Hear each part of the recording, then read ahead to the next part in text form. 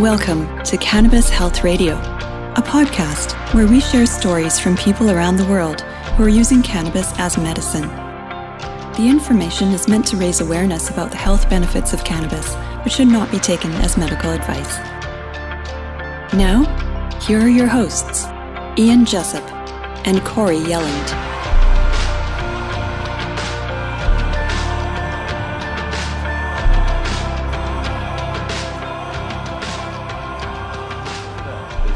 Episode 226 of Cannabis Health Radio, and I'm Ian Jessup. And I'm Corey Yelland. It's estimated that more than 150,000 women worldwide die of ovarian cancer each year. Ovarian cancer often has no symptoms at the early stages, so the disease is generally advanced when it's diagnosed. The 5-year survival rate ranges from approximately 30 to 50%. Our guest today is Pattie, who doesn't want us to use her last name. She was diagnosed with ovarian cancer 2 years ago this month and given 6 to 8 months to live. And she joins us from Ohio to tell us her story. Pattie, thanks for joining us. Thank you for having me. Now, you must feel pretty good today knowing that you defied the odds that your doctor gave you 2 years ago, saying you'd be dead within 6 to 8 months. Yes, sir. It was actually two doctors, two different cancer treatment centers. Both gave me same diagnosis. One was in August of 2017. And so that one, I pretty much went home and started giving my stuff away. I went for a second opinion in September of 2017. He agreed with the first doctor. However, he said he didn't see an expiration date stamped on me anywhere, so I started chemo. So, Pattie, when you went to the first doctor in August of 2017, 2 years ago this month. Correct. Well, go ahead. Yes. Well, let me explain. I had no symptoms at all. I went in July 5th for my yearly female visit to the gynecologist. He called me back a week later to come in, which was it was July 13th. I went in. He said it was only uterine cancer. And then I made the appointment for July 24th for the first cancer treatment center in Houston. And there they did a biopsy and had to call me back for a second biopsy on August 4th. So that was actually then my second biopsy at that location. So that's how August comes into the picture. And then you went to the doctor again on August 8th for your diagnosis. And he gave you the prognosis of 6 to 8 months. Correct. He actually called me over the phone. He said he never does it over the phone. But I was in Texas and I lived up here. And before I got on the plane to come home, he told me not to go anywhere because it was much worse than what they expected. Did he try and get you on chemo right away? Absolutely. He wanted me on chemo that day. And when I asked was, what was the chemo going to do? And he said it was maybe going to give me 2 extra months of life. So what did you do at that point? Did you say, yes, I'm going to do it? Or what's going through your mind? I said no. And that's when I went back up here. Again, I started giving everything away. I used to ride a motorcycle. I gave that away. Friends and family come take what you want. Before it, I was running out of time. So I went home and started giving everything away. And my boyfriend, he worked at a RV repair shop, and a woman came in and they started talking. She had stage 4 ovarian cancer and went to the hospital in Chicago and told me to give it a try. However, I had already started the oil. So, and let me go back just a little bit. And I had told the doctor in Houston on my biopsy on August 4th that I was taking the oil. And he just kind of blew me off. And he had to call me back on August 8th and told me how bad it was. I also told the doctor in Chicago, then I was doing the oil, and of course they don't want to talk to you about it. But I had already been on it. I have to tell you this too, because this concerns me and I don't know why I think research needs to be done. I started oil on July 31st. And when I had my scans from the first hospital in Houston till I had scans again, of course, at the next hospital in Chicago, my cancer was growing. Very small, but the scan showed growth compared to the scans just a month before. Once I started chemo, it knocked it right out. So how many chemo treatments did you have? I started chemo treatments on September 14th in Chicago, and I had 3. And I need to put this into, I'm sorry, but both doctors had told me I was incurable and inoperable. I didn't even have a chance to have surgery. There wasn't even an option.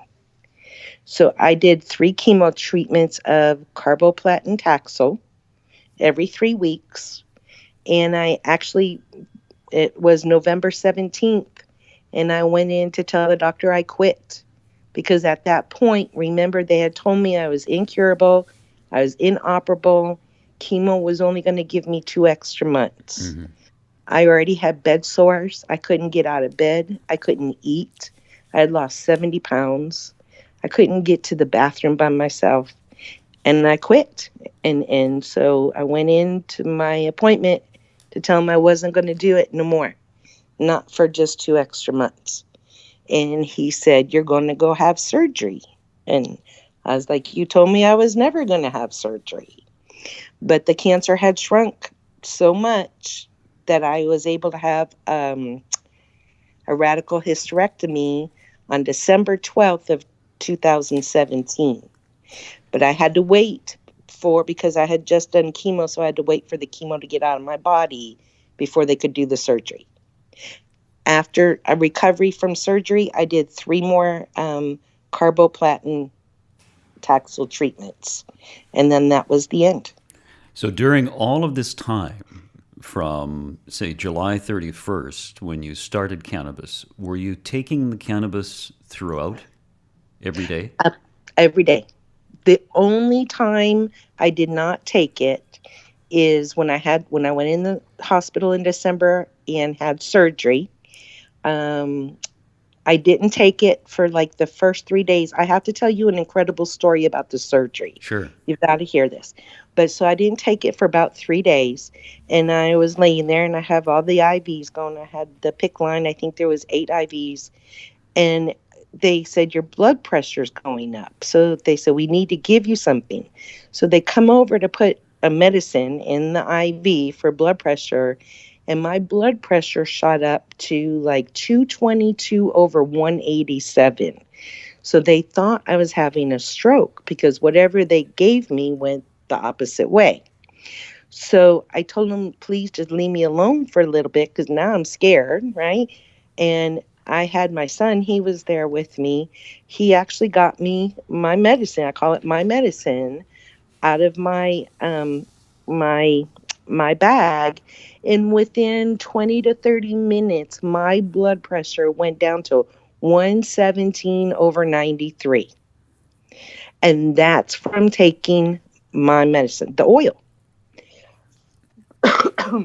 What did the doctor say about that? Well, one of the surgeons, I can't use names and you can't say which hospital because I don't want them to be caught, but she was very interested. And a matter of fact, this part, if you can't include this, I don't know how else, but her mom, she was so impressed. The point that I was even able to have surgery, and then I got finished telling you more about the surgery, but her mom, when I went back in January for a follow-up, was in that cancer hospital, and her mom was on the oil. But she can't tell anybody because she's a doctor. So now, but let me go back a little bit on the surgery. So I'm laying and I'm out of, recovery. It's like day 3. We already did the blood pressure thing. And the nurse comes in and says, why aren't you using any pain medicine? I said, I am. It's hanging there in the bag. And she said, no, you have to push this blue button. I said, nobody told me to push the blue button. And you were fine without it? I was fine without it. So that's my point. So I told him, get this get this out of my arm. If I've been laying here for 3 days not using it, I want it out. And so that was a whole nother issue. I didn't have I had I think it was 0.04 of whatever was hanging in that bag. So you were taking oil, were you? Is that what you were doing for your pain then? No, I didn't have anything. Okay. Nothing. So until my blood pressure went up, then I had my oil. And then now when I'm going home from surgery, they're pushing. You need something for the pain to go home. And I said, I've been here 8 days. I haven't had anything for the pain. I don't want anything. And my follow-up was in 3 weeks. And I said, okay, you give me the lowest whatever you got, and I only want 20 pills because I'll be back in 3 weeks. And they gave me, I think it was oxycodone, like a 5 milligram or something, because I didn't want anything. But long story, I didn't have a primary care physician, so they wanted me to have something just in case. And, it was an 8-hour drive home from the hospital, and I took a half a pill when we got home only because I wanted to prevent hurting, right, just in case. And that's the last time I ever touched him. I took him back with me to the hospital, and I said, y'all need to quit giving people this stuff. It's not needed. So, and I'm not saying I'm Wonder Woman, but there's something in it. I don't know. I don't know if it was a coating already in my body. Or plus, I need to feel when I'm hurting. I don't want to take that other stuff. So I don't know what it was, but it worked. Well, I think it's a credit to the doctors as well, who knew that you were taking cannabis and still allowed you to do it. Because we've talked to people who some doctors get very exercised about people taking cannabis. No, and here a little bit more of the story on the surgery. Before surgery, I had to be trained on a coloscopy bag and I think it's called a ileoscopy bag. So it's one for the bladder and one for the bowel, because surgery, because you never know. And I was talking to the nurse then because I want them all to know exactly what I was taking, how much, this is what I'm doing. And she's part of the Nurses for Cannabis group. But, I didn't need any of that. I needed nothing. I had no complications. I had nothing. So, nothing. How much cannabis were you taking? A gram a day. Divided over 3 doses? Yes. And did you do it all orally? Yes, okay, I take it all orally. And I started under the tongue, with just the little rice size amount until I couldn't, I started needing to take more and more, and I couldn't take the taste anymore. And so I put it in the capsule. Okay. And then I take it by a capsule. Yeah. Did you get buzzed right away? At first, when I first started taking it, absolutely. I would sit there and drool. But I just think, and I used to smoke it, all my life. And, you take a break when you have kids and you can't afford it anymore, that kind of thing. But absolutely. But now my body's used to it, so it's not like that. However, I still get tired. So it's the indica part that just makes you sleepy. Yeah. So I take it in the morning when I get up, and then I take another one before I go to bed. But no more drooling. No. But Pattie, think of it this way. So many people get dry mouth from cannabis. Yes. You had it made in the shade. You were just drooling instead. I was just drooling. And it's it's saving my life.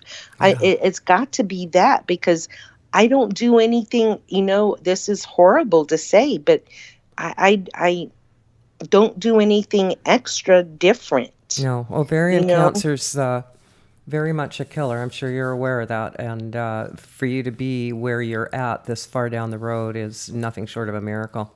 Right. Well, and they still haven't determined that it's fallopian tubular cancer versus ovarian cancer. So fallopian tubular cancer is supposedly even worse of a survival rate. But I try not to think about that. And I just, I get up and I take and I got to say this too, because this is in the research and I joke about it all the time, but it's non-addictive, because sometimes in the morning, if I get up and I start doing stuff, I forget to take my morning dose. So if it was addictive, I'd be looking for that dose. And I before I know it, I'm like, oh, forget it. It's 2:00. If I take it now, I'll need a nap. So that's people need to research, and it's saving lives. Pattie, what is remarkable is the surgery that you had. It was very, very radical surgery. It's very, very tough. And you went through it, your recovery, without pain.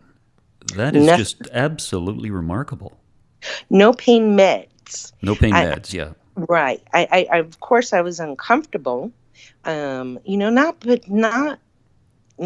overly uncomfortable. I hurt worse from the chemo than I did from the surgery. Oh, yeah. My legs used to hurt so bad that they would shake from chemo. So it almost was like it was nothing. But I do have to tell you kind of a funny story too. When I went to go have my checkup, follow-up after surgery, they had to make a vaginal cuff. And while she was doing my exam, she said, she's doing the exam and I'm laying on a table. She said, well, your vaginal cuff isn't healing. You have to be careful because your insides would fall off.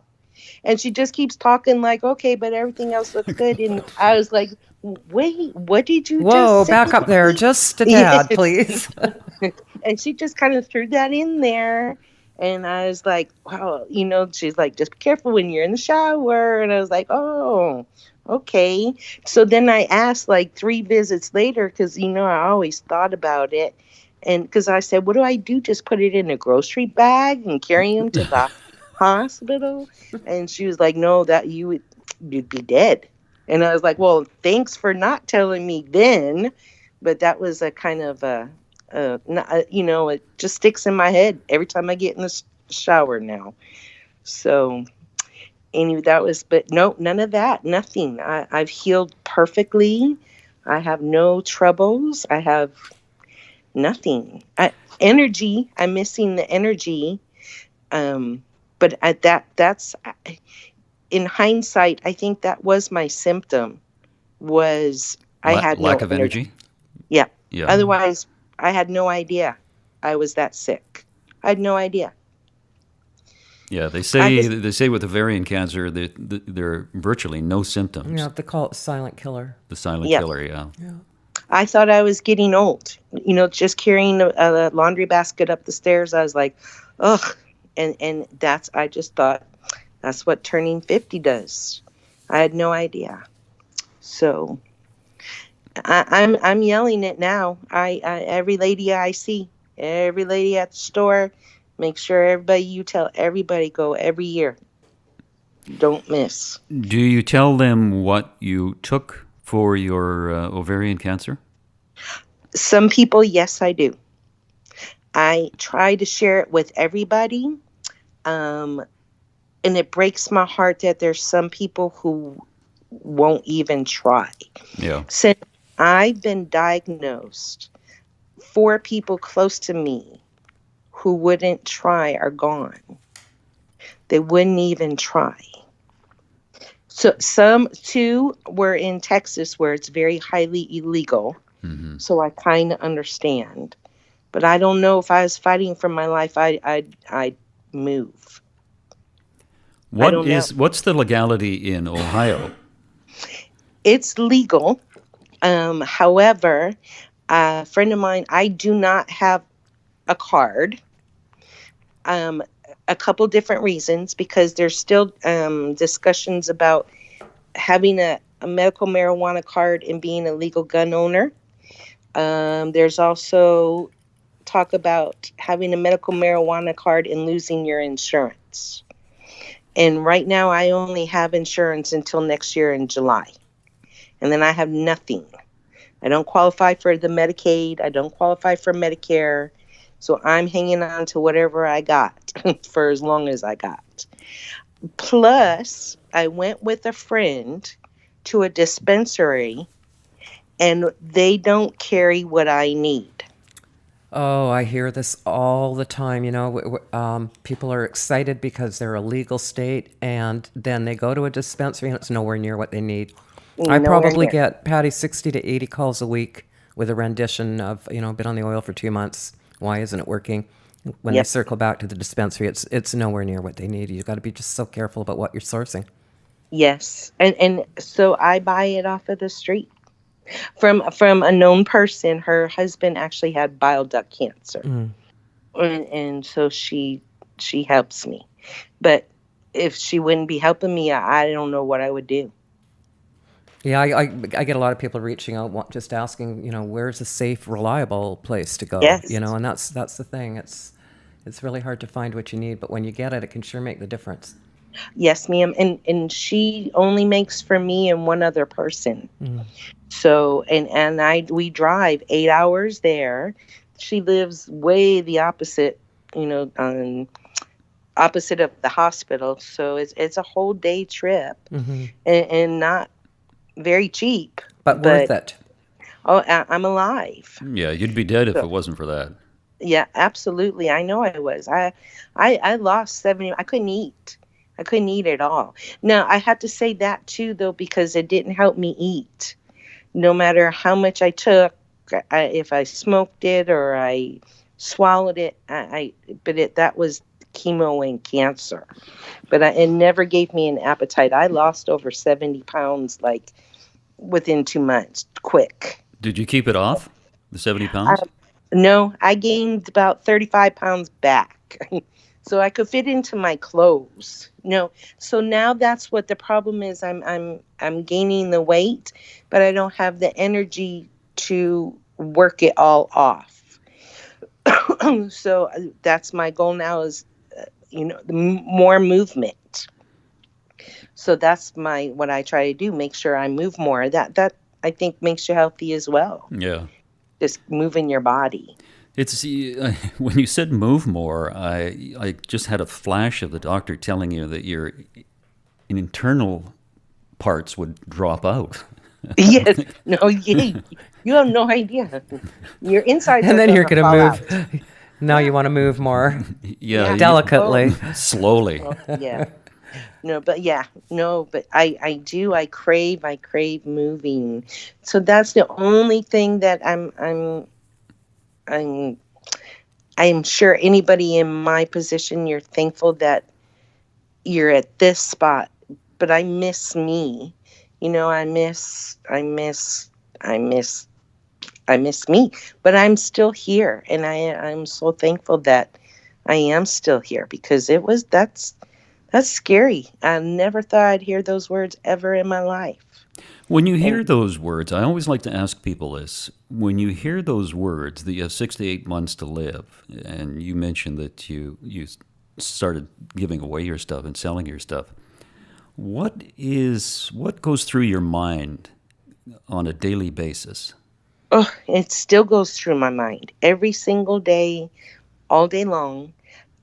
Originally, like I said, he told me, the first doctor, he said, I never do this to people over the phone, but I've got to tell you, it's not good. And I was sitting in my daughter's living room in Texas, and I just point blank, what are we looking? And he said, 6 to 8 months with maybe a few extra months if you do chemo. And I couldn't breathe.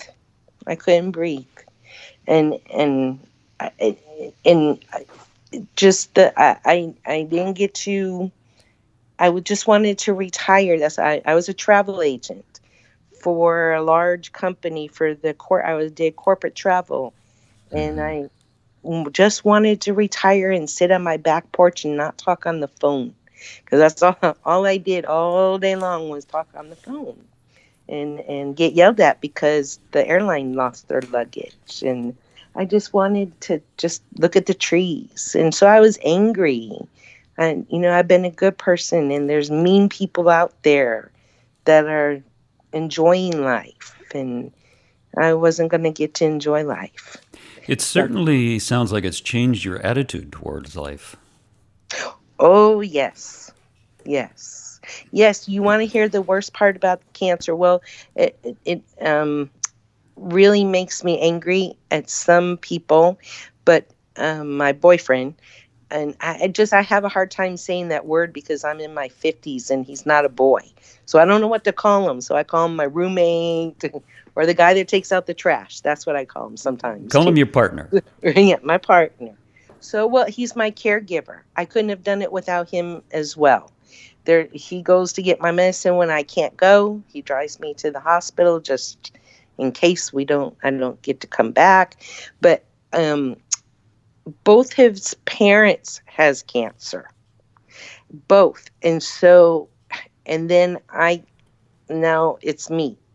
So he's taking care of both of his parents and then me. And as a matter of fact, his dad, I don't think is going to make it much longer. But his dad is a sheriff, police officer, won't talk about it, won't look at you. He knows I am, but he won't even try it. And he just got out of the hospital and they've offered hospice, but he won't even try it. That's what I'm saying. Yeah, it's some people are so resistant toward it. But you know what? If a doctor gave them a medication, knowing that there are serious side effects, they would probably take it because it was doctor recommended. Absolutely. He is so sick right now and from taking so much medication that they can't even give him antibiotics anymore because his body just doesn't even react. But, and that's some of the reason I can't watch TV anymore because of the commercials. Every commercials, it's about people being sick. Mm-hmm. Every single commercial. And the drugs they give you for an eye ache, and now your ears run, your nose runs, your hand's going to fall off, but your eye's not going to leak anymore. And I just can't watch it anymore. But I also have to say I didn't really take even an aspirin before because I just don't like the chemicals. I'm kind not a hippie, you know what I'm saying? I don't make my own. I just don't like all the chemicals. I could tell when I would take an aspirin for a headache, and your headache's gone in an hour, but now you got a stomach ache. Mm-hmm. And you're like, why do I got a stomach ache? I took that aspirin. So I don't like to take anything. But Pattie, let me ask you, how did your kids react to the prognosis that you had 6 to 8 months to live?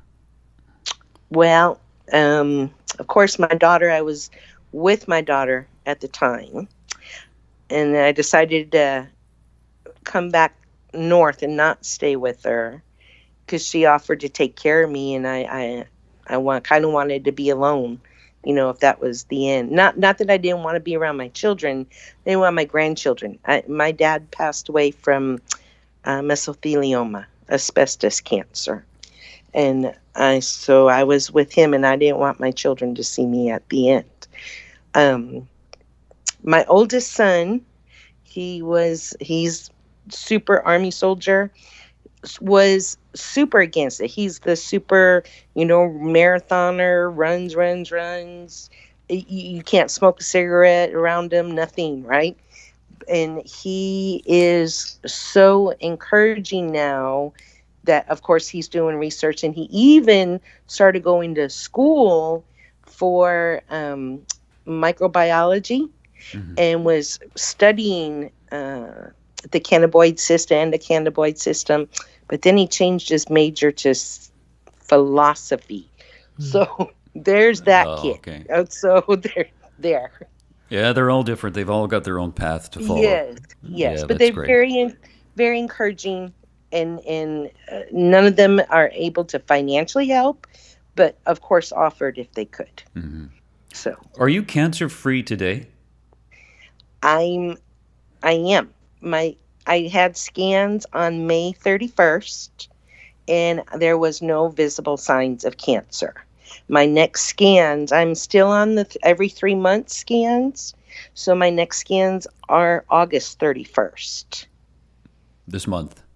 Correct. And I just went and had my blood work done yesterday for the CA 125 cancer marker number. Any results yet? No, anxiously awaiting. My number has been going up a bit on each of the visits. When I first went in, it was at 149. When I was no visible signs of cancer, I had gone down to a 6. Last test, it had gone back up to a 30. So it's increasing by about 7 or 8 every visit. 38 is the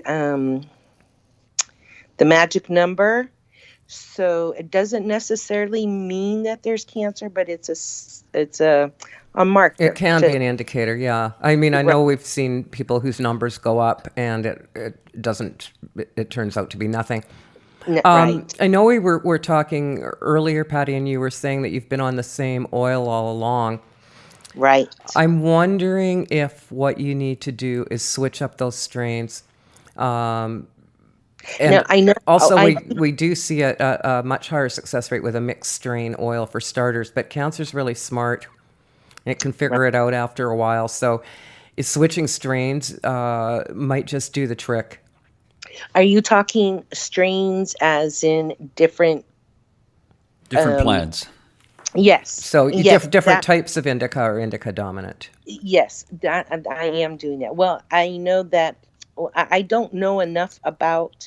I know that one time I go and she calls it the Flying Dutchman, and the next time this is the Purple Monster. Yeah. So is that what you're saying? Well, if you can get an oil that's blended, more than one strain in it, certainly we see much better results. Okay. I also do the THC oil in coconut oil. Just like a dropper full under my tongue as I'm sitting here watching TV. So that's in between your other dosing? Is that what you're saying? Yeah, but that's only if I happen to look over and I see it and remember. And I'm like, oh, I'll just take that right now. Yeah, a little microdose here and there. You're right. Yep. Right on. That's good. Pattie, have you ever gone back to your first doctor who said you had 6 to 8 months to live and told him you're still around? Not yet. At my 5-year clear mark, you bet I'm going there. Okay, we want photos and video coverage. Oh, I'm going. Even I go to Cancer Treatment Center of America in Chicago. It's actually Zion, Illinois. And they have, every year they have like a survivor picnic, parade, celebration. And when I see it, so I've seen it twice, seen the people participating, I can't even look at them yet. So I'm going to, though. I'm going to be there. I think too, a lot of it's positive thinking, because I can tell when I start getting a negative Nelly that I just need to pick up the bootstraps and keep on going. Yeah, you do. Pattie, it's wonderful to talk to you. Maybe at the 5-year mark, we'll do this again and have another chat. Thank you. Sounds wonderful. Thank you, and thank you all for what you're doing. Thank you, Pattie. Thank you, Pattie. Appreciate it. Have a great day. You too. Bye-bye. Corey, it's always fascinating to talk to people who are given months to live, as you were. And here they are, a couple of years later, they're still alive, taking cannabis oil and are healthy. I think what it does, it really speaks to the medicinal value of cannabis oil, which so many people still today are fearful of. Absolutely. Yeah. Yeah, they're afraid of it, but they'll take those narcotics with no problem. That's episode 226 of Cannabis Health Radio. We thank you very much for listening, and we hope you listen to the program, not only listen to the program, but spread it around the world. Share it with your friends on your social media platforms. And just a reminder, on our website, we have a donate page. If you'd like to assist Cannabis Health Radio, we'd greatly appreciate it. Thanks very much for listening.